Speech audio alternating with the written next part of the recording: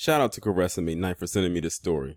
One of the things I have come to say a lot on my channel is stop showing your skirt or stop showing the slip beneath your skirt because it's very unladylike.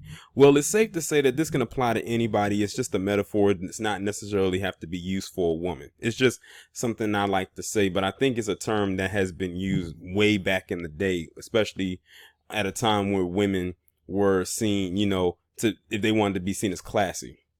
But this metaphor can apply to anybody. Like right now, this will apply to the NYPD. So if you see in this picture right here, you see that is Bill de Blasio. I can expect that this is probably the face he is making right now at the NYPD. And ironically, the NYPD shield is right behind him. So the NYPD has called for the resignation of Bill de Blasio because of the firing of Daniel Pantaleo, recently because of the whole Eric Garner incident. Now, if I have any New Yorkers here that watch my videos, can y'all tell me what what has Bill de Blasio done for the city that you would see to be deemed as very unconstitutional? The reason why I say that is if they're upset about this, but they never said a word about what he's probably engaged with or let pass, especially on the behalf of them, they have officially let the slip show beneath their skirt, and that is very unladylike. But this doesn't surprise me. See, that blue wall it's not even silence, that blue code has officially activated, and they are upset that he actually took action against somebody that should have had action taken against them way back when. And now they mad. Let me go ahead and read this article. It says, New York Police Department Union on Wednesday delivered a unanimous vote for no confidence in Bill de Blasio, and NYPD Commissioner James O'Neill calling for their removal and resignation, respectively, following the firing of the officer involved in the arrest that led to Eric Garner's death 5 years ago. Now y'all see why I have said that the NYPD is probably number 3 of the most corrupt police departments in the establishment. I hold the LAPD and the Chicago PD up above them and put them at number 3. The New York Police Benevolent Association, which represents nearly 25,000 of New York's finest, voted in a delegate assembly to disapprove of both men just weeks after the firing of Officer Daniel Pantaleo. The firing was announced by O'Neill. Since then, officers have accused de Blasio of failing to back the police and interfering with the process. Now y'all see why I titled the video the way that I did. They literally are getting behind a murderer. Let me say that again. They are literally getting behind a murderer. And what's so scary about this thing is they may actually go full throttle with what they've already been doing, what we've already known them to do when it comes to melanated people, preferably black people. And that's to go all the way in with their racism and their extreme prejudice against people who look like you and I, just to get back at him and this O'Neill character for firing Daniel Pantaleo, which should have been done years ago. The motions call for O'Neill to resign and for New York Governor Andrew Cuomo to remove de Blasio from office. PBA President Patrick J. Lynch said the votes represented an unequivocal indictment on our failed leaders in City Hall and One Police Plaza. So basically what they're saying is them firing Daniel Pantaleo, and rightfully so, is them failing to back the police. That's what they're saying. Listen, this shows right here, without a shadow of a doubt, that the NYPD, even long before this, but definitely now that it's really out in the open, cannot be trusted. They cannot be trusted. They want to leave a man who murdered somebody, because in their eyes, Daniel Pantaleo did not murder Eric Garner. In their eyes, Eric Garner deserved what he got. They just can't outright say it. I'm saying it for them. They feel what Daniel Pantaleo did was right. It was rightly justified. Which also makes me wonder how many other people in that department have done some shady, underhanded things that we don't know about. It's just that this time it was caught on camera, so it was undeniable. For years, Mayor de Blasio has demonized police officers and undermined our efforts to protect our city.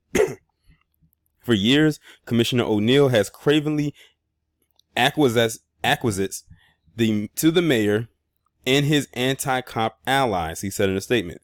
The unjust termination of police officer Daniel Pantaleo, see, look at that, unjust termination, was merely the final straw. Both men, well, hold on, final straw. So basically they're mad because de Blasio and O'Neill, the commissioner, are actually doing the right thing. They're actually mad that they're cleaning up the department. They don't want the department. And when I say they, I'm talking about the people that's against us. They don't want the department cleaned up. They're fine with the filth that they have right now. It's clear. That's what they're saying. They're not going to say it like I'm saying it, but that's what they're saying in so many words. They are fine with the corruption and the filth that runs through those departments. And I'm sure that all these other departments around the establishment run and operate the same exact way. It says both men have displayed an appalling pattern of malfeasance and nonfeasance that disqualifies them from continuing to serve in their current office. Basically what they're saying is they want de Blasio and O'Neill out and to find people that are corrupt and put them in those spots. Basically, they will be perfectly fine with another person who's like Rudy Giuliani, because you know he was the former mayor of New York and all types of shit under his watch. That's who they want. They want someone like that. If they could, they would bring Giuliani back in the office. Lynch added, neither can hope to regain the trust or confidence of New York City police officers. They must resign or be fired. And ironically, this person's last name is Lynch. I'm just saying. De Blasio spokesperson Freddie Goldstein called the vote another attempt by the PBA to divide our city, and we won't stand for it. Under this mayor and police commissioner, our officers and the communities they serve are closer than ever, and the city is the safest it's ever been. She said that isn't changing. I actually did hear something where they said that since Daniel Pantaleo's firing, that the arrests have gone down, or the harassment or whatever it was has actually gone down since his firing. So something is happening. But that lets you know that it seems like Daniel Pantaleo, I don't know what kind of clout or position he had in this department, but it seems to me he was like their golden goose, and when they removed it, that was it. Because the way that this Lynch person is writing this, if de Blasio and Commissioner O'Neill have been cleaning out these departments for years, the way that they're saying, then that means that when it got to Pantaleo, that was for them the straw that broke the camel's back. They've been doing this for a long time, but they never said anything. But it seems like Pantaleo was like that Pandora's box opening when they fired him. It says, as the police commissioner has said before, his heart and soul are with the NYPD, and he is honored to lead this department as it continues to drive crime to historically low levels. Pantaleo was fired over his role in the 2014 arrest of Eric Garner, who was, and I don't like this part, it says who was selling untaxed cigarettes. He was not selling Lucy's. He was breaking up a fight. It says after he resisted arrest, see, now it looks like it turned into hippies. I'm just going to not even read that part. It says officers were angered at the perceived politicization of this case, with national Democrats demanding Pantaleo's termination during last month's presidential primary debate in Detroit.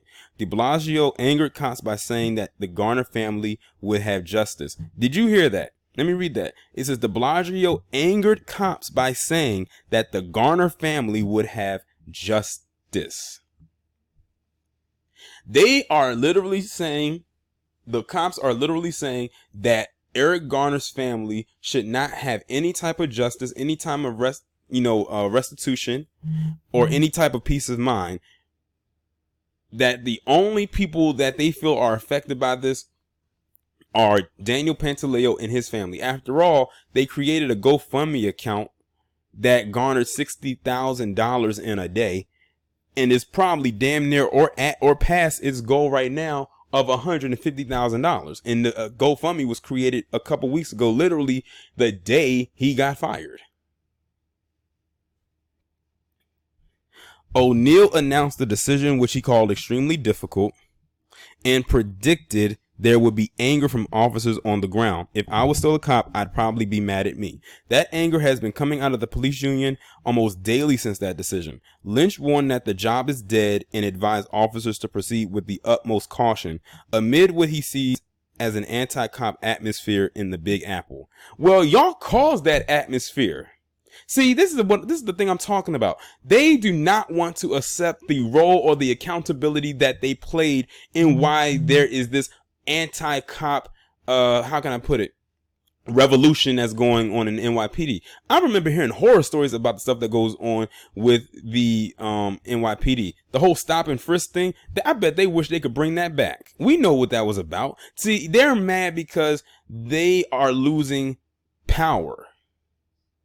The power to control over certain bodies and certain images in that state.